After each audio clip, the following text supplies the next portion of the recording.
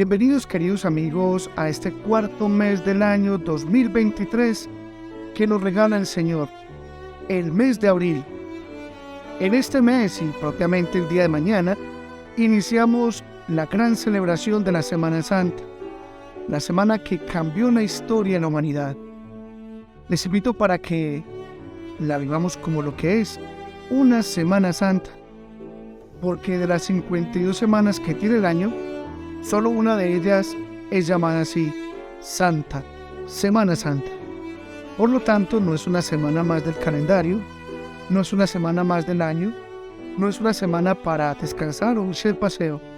Es una semana distinta, diferente a las demás semanas del año. Para pasear o descansar tenemos la opción de 51 semanas, pero esta es para dedicársela al Señor, en oración, en piedad, celebrando fervorosamente en las diferentes celebraciones y sobre todo acercándonos al sacramento de la confesión e iniciar así un cambio de vida.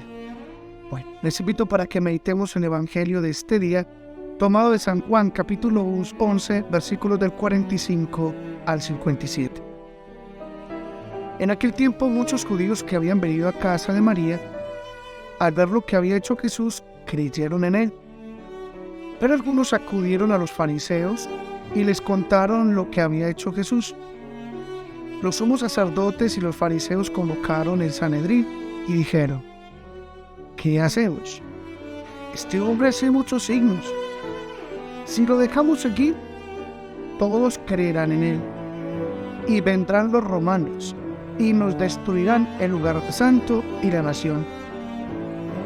Uno de ellos, Caifás, que era sumo sacerdote aquel año, les dijo: vosotros no entendéis mi palabra.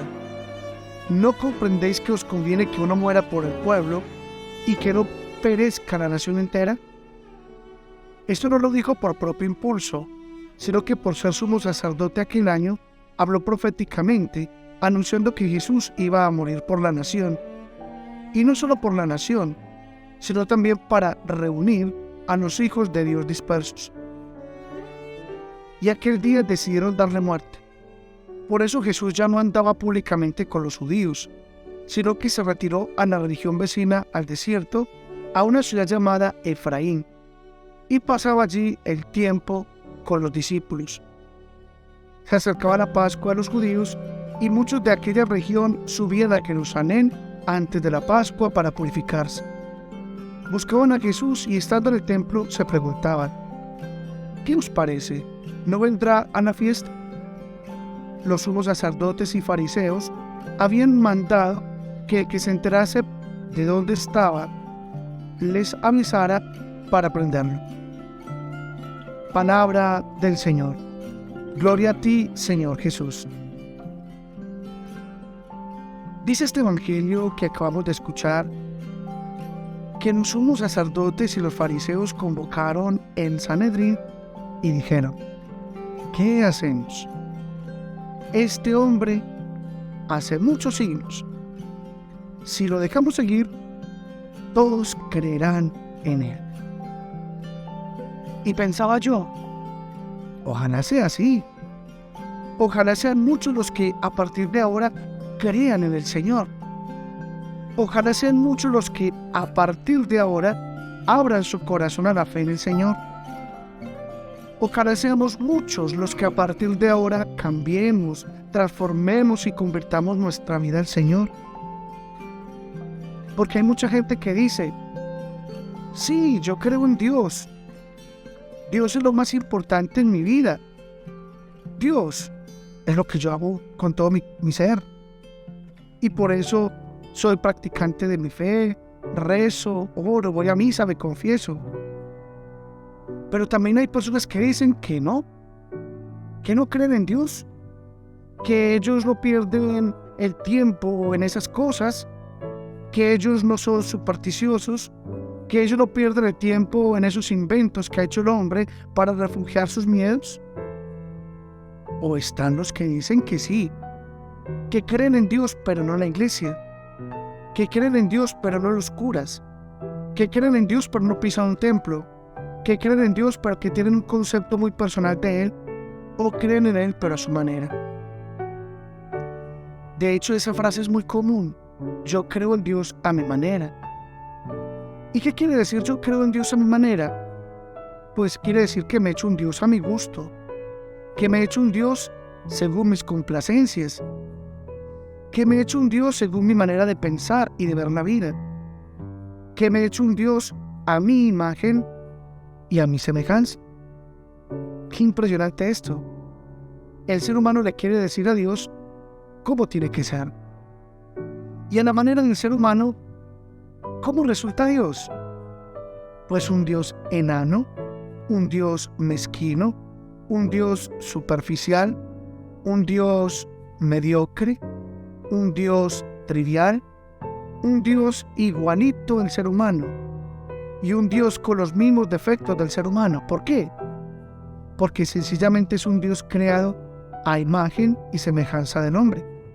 Porque es un Dios hecho al gusto y a la complacencia del hombre. Pero no, ese Dios dista años luz del Dios verdadero. Porque es que no podemos domesticar a Dios reduciéndolo a nuestra medida. No podemos domesticar a Dios reduciéndolo a nuestros conceptos y a nuestros caprichos personales. Quizás sea esa la causa por la que mucha gente le cuesta creer en Dios. Quizás sea esa la causa por la que a muchos jóvenes les cuesta creer en Dios. Porque se confunden con una imagen deformada, con una imagen desfigurada, con una imagen falseada y con una imagen alterada de Dios. Sin embargo, si conocieron el Dios verdadero, no el concepto equivocado que tienen de Él, si conocieron al Dios verdadero, no la imagen falsa que se tiene de Él, si conocieron al Dios bueno, al Dios misericordioso, al Dios amor, al Dios revelado en la persona amada de Jesús, no solo no lo rechazarían, sino que se enamorarían de Él. ¿O por qué creen que muchas personas que se decían ateas o se declaraban agnósticas, después de un tiempo se convirtieron en personas creyentes, personas fervorosas, personas practicantes de la fe? ¿Qué les pasó?